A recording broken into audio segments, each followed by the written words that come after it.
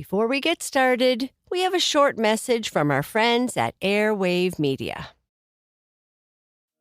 Hey there, I'm Tyler, the host of Wake Me Up, the only guided morning routine podcast. No matter how you'd like to start your day, Wake Me Up has something for everyone. Whether you'd like a calming meditation, some easy yoga and stretching to wake your body, or an inspirational talk to get you motivated for the day, you can find all of it on Wake Me Up. So trade the snooze button for an episode of Wake Me Up and see how your days change. Just search Wake Me Up in your favorite podcast player. At a time when change is constant and we are pulled in far too many directions, we need a way to stay present to life and to increase our ability to remain calm, think clearly, and maintain our well-being. Many studies indicate mindfulness improves our mental, emotional, and physical health. On a Mindful Moment with Teresa McKee, you can learn how to practice mindfulness and enjoy its many benefits. Tune in for guided meditations and to hear tips and advice from some of the most respected experts in the fields of mental health and mindfulness. The world truly can be a better place. It all starts with a mindful moment.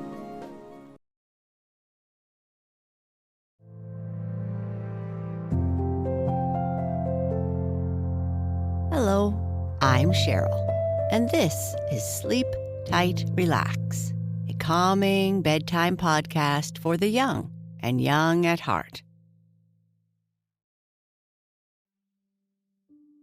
Our sleep story is the 7th chapter of Flop-Ear the Rabbit. Flop-Ear has gotten away from Jimmie and is going to try to find his home again.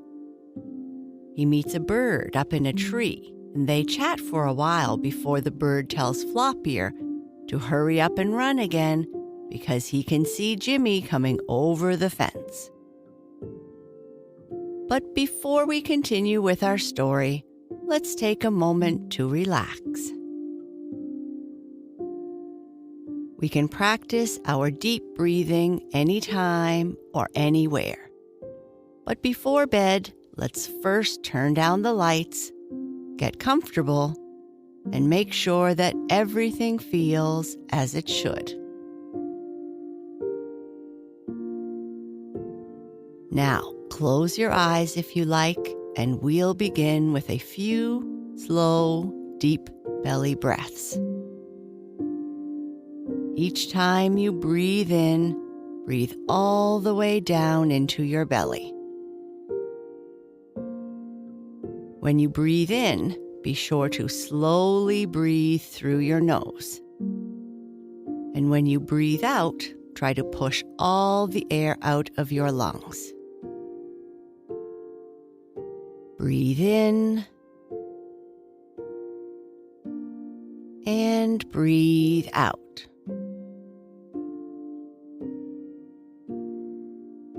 Notice how you feel when you take these deep breaths.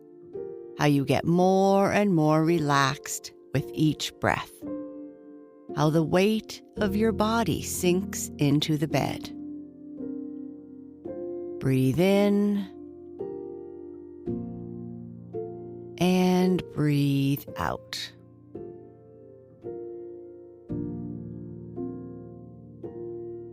Throughout this time of relaxation and our story, thoughts of the day or the day to come may enter your mind. That's okay and normal. When they come, just try to return your attention to your breathing, to the story, and music. Breathe in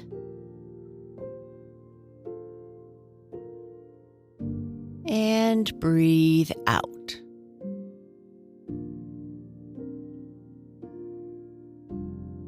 Perfect. Let's continue with Flop-Ear, the Funny Rabbit, Chapter 7.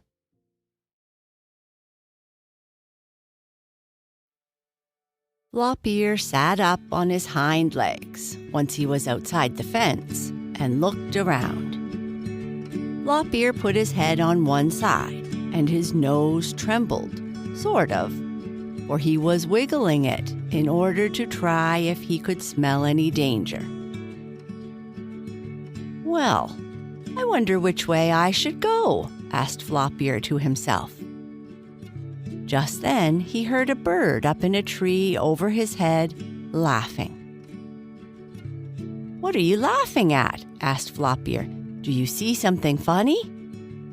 "Yes," replied the bird, still laughing. "I do." "What is it?" asked Flop-Ear. "Tell me, and if I see it, I will also laugh."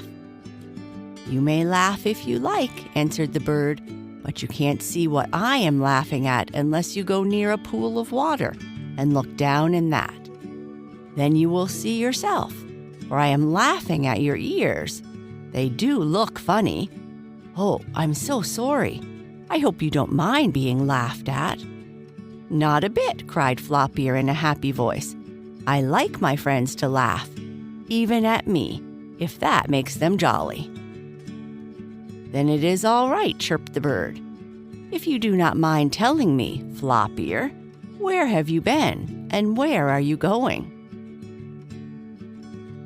"I do not mind telling you in the least," returned the rabbit. "So you know my name too, do you?" "Oh, it is easy to guess your name by looking at your floppy ear," said the bird. "And may I ask what your name is?" asked Flop-Ear politely.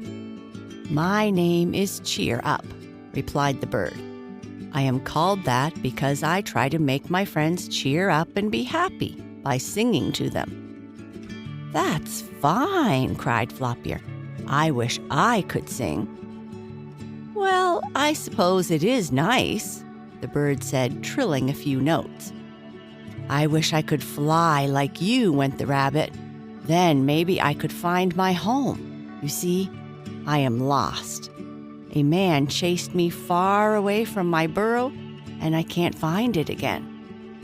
I have been living with a boy named Jimmie, and he taught me some tricks. But I grew tired of staying in a box most of the time, though the boy was very good to me. So I have just run away, and I am going to try to find my home, and my father and my mother, my sister and my brother, and Lady Munch." "Who is Lady Munch?" asked Cheer Up. "She is my grandmother and a dear old lady rabbit, and I want to see them all so much that I wish I could fly like you. I might find them then." "Yes, it is nice to fly," said Cheer Up, "but still, if you cannot sing and fly as I do, there are things which you do that I cannot do. I have no thick, warm fur to keep me warm in the winter, though my feathers do very well. And I cannot dig in the ground as you can to hide away from cats who often climb up the tree where my nest is. So you see, you can do some things also." "Yes," said Flop-Ear. "I suppose we animals can do the things that are best for us. But I must hurry off. I want to get home. I don't suppose you know where it is, do you?" "No, I am sorry to say I do not. But did I hear you say you were kept in a box by a boy?" "Yes, his name was Jimmie." "Well, then, if I were you and wanted to keep away from him, I would hurry off as fast as I could right now," chirped the bird suddenly. "Why?" Flop-Ear wanted to know. "Because I can look down on the other side of the fence under which you just crawled," said the bird. "And I can see a boy running over this way. He first looked in a box under a tree, and then he ran this way." "That's Jimmie," said Flop-Ear. "He came home from school and let me out of the box.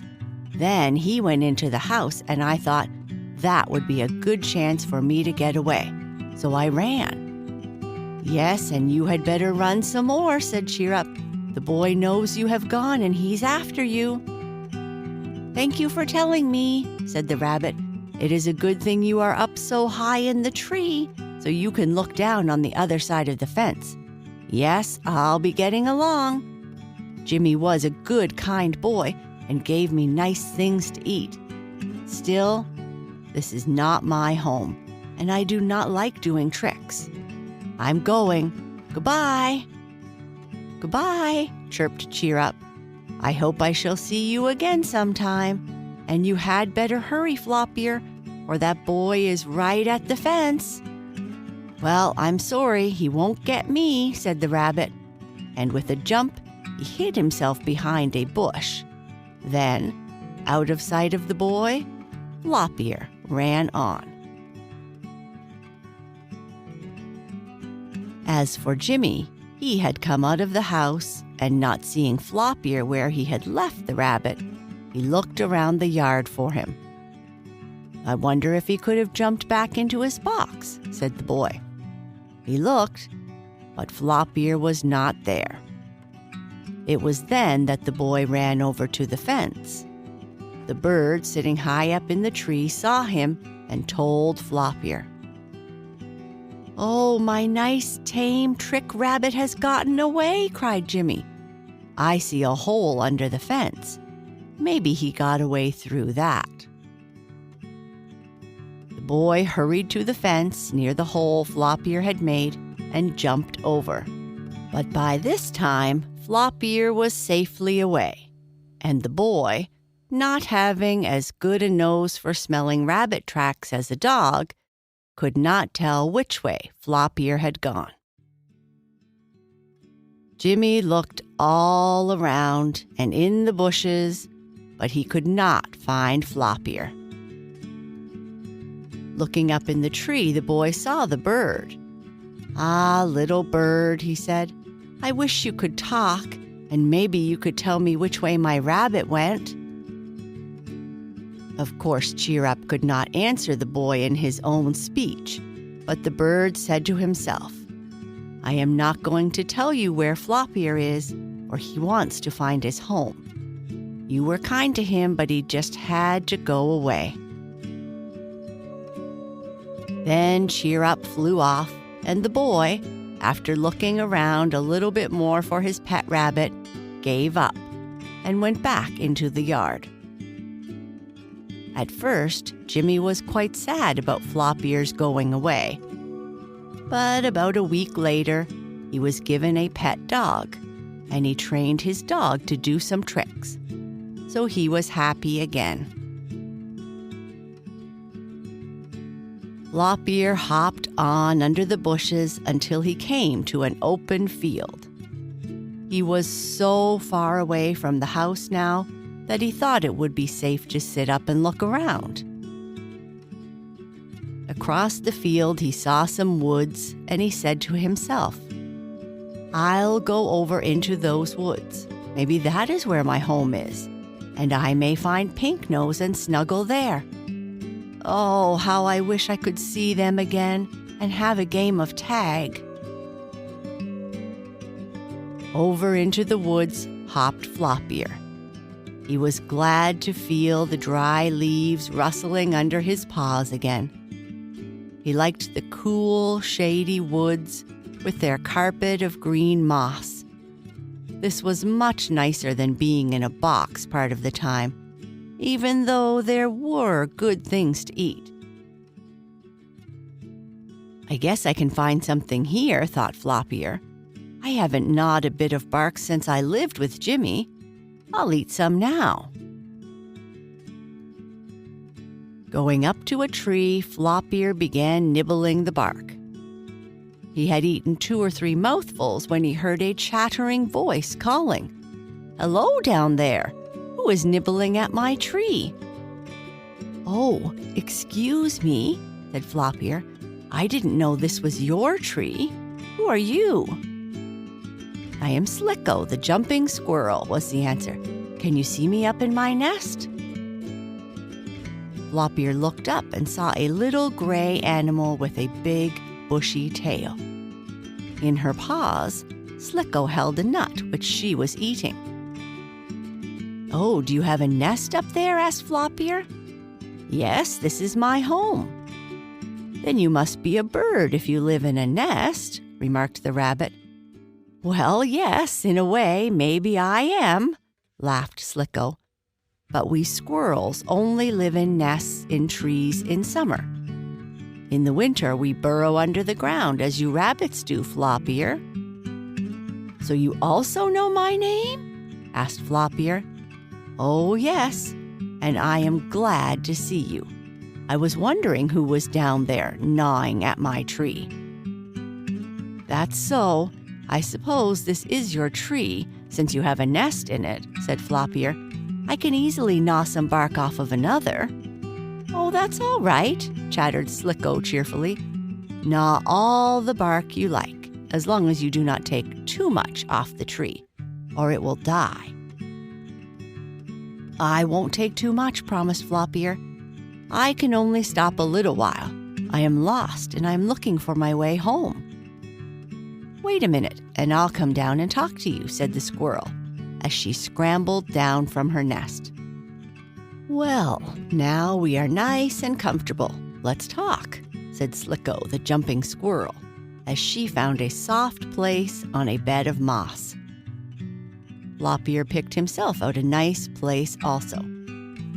How did you happen to get lost? Asked Slicko, and Floppier told him all about it. And I have just run away from the nice boy who was teaching me tricks, finished Floppier. I'm glad you got away. I suppose you meet many animals on your travels, said Floppier. Yes, indeed, answered Slicko.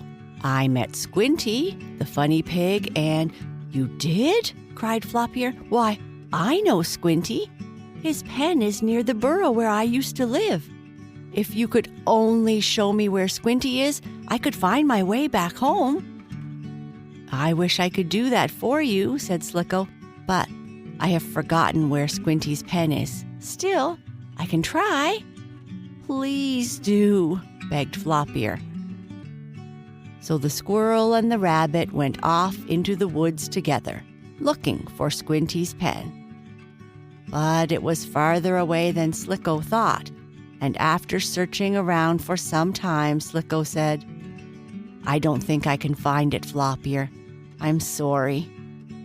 Well, never mind, said the rabbit. You had better not come too far away from your nest, or you'll be lost also. I will do the best I can by myself. I would ask you to stay with me, said Slicko, only I know you can't climb a tree to get up into my nest. No, I can't climb trees, the rabbit said, but I can jump through a hoop and stand up on my hind legs and hold a bit of carrot on my nose. The boy taught me how to do that. I can also pull a little wagon by a collar around my neck. But I have no carrot now to put on my nose, and there is no wagon here to pull, and no hoop to jump through. Still, I can jump without one, I suppose. Let me see how well you jump, said Slicko. So Floppier gave a big jump and asked, Can you jump as far as that, Slicko? Not quite as far. I can best do my jumping up in the trees, this way. And scrambling up among the branches, the squirrel leaped from one tree limb to another, landing as lightly as a feather. That's fine jumping, Slicko, called Floppier from down on the ground. I can't do that. I would be afraid up so high. Oh, there's no worries, the squirrel said. Then the two friends talked some more, and just before Slicko went back to her nest and Floppier traveled on again, the rabbit said, I hope I find my family soon and my home, for I am getting quite lonely. I was glad to meet you, Slicko. And I was glad to meet you, chattered the squirrel. Goodbye. Goodbye, called Floppier. My, he certainly is a funny rabbit, thought Slicko to herself, as she watched him going along through the woods, with one ear up and the other ear down. He makes me laugh and feel happy just to talk to him. I hope he finds his home. On and on through the woods went Floppier. Now and then he would stop and thump on the ground with his feet, hoping some of his folks might be near and hear him. But no answering thumps came, and Floppier felt sad and lonely. That night he found a hollow tree with some dried leaves piled up in it, and there he slept.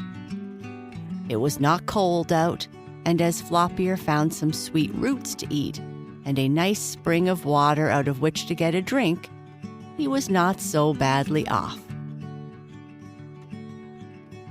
The woods in which Floppier slept that night was near a road, which was between two large cities. In the middle of the night, the rabbit was awakened by the sound of rumbling. "That must be thunder," he said to himself. "It isn't a man, for they don't come out at night. I wonder if a storm is coming. Well, if it is, I'll be safe in my hollow tree. I guess I'll take a look outside, though." The rumbling noise grew louder, but as Floppier looked out, he could see no lightning. The moon was shining brightly, too, so the rabbit knew it could not be a storm. Then, as he looked toward the road, he saw some big wagons being hauled along by many horses. And from the wagons came the smell of wild animals. Why, exclaimed Floppier, wide awake now. "This must be a circus. A circus like Blackie the cat told me about. She said it went from one city to another at nighttime. I guess I'll go out and look at it. Nobody will see me, and I may see Tum Tum the jolly elephant. I have never seen an elephant." Out of his hollow tree hopped Floppier. The rumbling noise was very loud now, for many of the big circus wagons were passing along the road. Then some of them stopped, for the horses were tired. Floppier hopped up close to one wagon in which he could see a lot of straw. Suddenly, a big black animal rose up from the straw and looked out through the bars of the cage. The white rabbit sitting beside the road was plain to be seen in the moonlight. "Hello, who are you?" asked the black animal in the circus wagon cage. It was standing still now. "I am Floppier, the funny rabbit," was the answer. "At least, I think I must be funny because everyone says I am." "You are," said the other animal. "It makes me want to laugh when I look at you." "Go on, laugh all you like," urged Floppier politely. "But what is your name? Are you Tum Tum, the jolly elephant?" "No, indeed. He is much larger than I. But how did you hear about Tum Tum?" "From Blackie, who I met in the woods." "What? You know Blackie?" cried the other animal in surprise. "Do you know if she found her way home yet?" "She had not the time I saw her," answered Floppier. "But how is it that you know Blackie?" "Why, I am Dido, the dancing bear, and it was in my cage that Blackie hid in the straw when those boys were going to tie a tin can to her tail." "Oh, yes, she told me about that," said Floppier. "So, you are Dido, huh? Blackie said you were very good to her. Would you mind dancing for me?" "Not at all," said Dido. "Though, really, I don't have much room in my cage. I do most of my dancing out in the circus ring. But while the wagons are waiting for the horses to rest, I can dance a little for you." And so he did. "How did you like that?" he asked the rabbit as he sat down on the straw in his cage. "Very nicely done indeed," answered Floppier. "I am very glad I met you." "Floppier, tell me more about yourself." So Floppier did, and the bear said he hoped that the rabbit would soon find his home. "I hope so too," sighed Floppier. "I am getting quite lonely without my folks." From down the road came the sound of a horn. "Ah, that means the circus wagons are going to start once more," said Dido. Goodbye, Flop-Ear. I am glad I met you. Give my love to Blackie if you meet her again." "I will," promised the rabbit. "Oh, do you think, Dido, that I could have a look at Tum Tum? I would like to tell my brother and sister, if I ever find them again, that I had seen a real, live circus elephant." "See Tum Tum?" "Why, certainly," said Dido. "The elephants are farther up ahead. If you run along there, you'll see them. Tum Tum is the first elephant and the largest. Tell him I sent you." "I will," said Flop-Ear.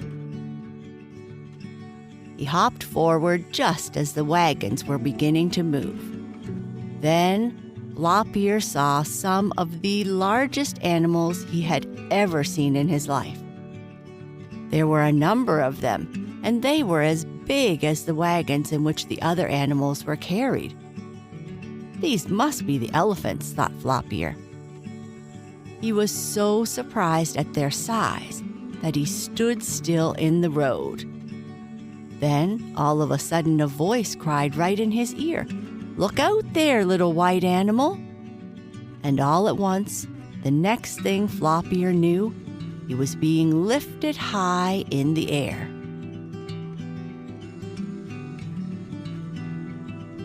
And that's the end of this part. Let's see what's going to happen to Flop-Ear next. Good night.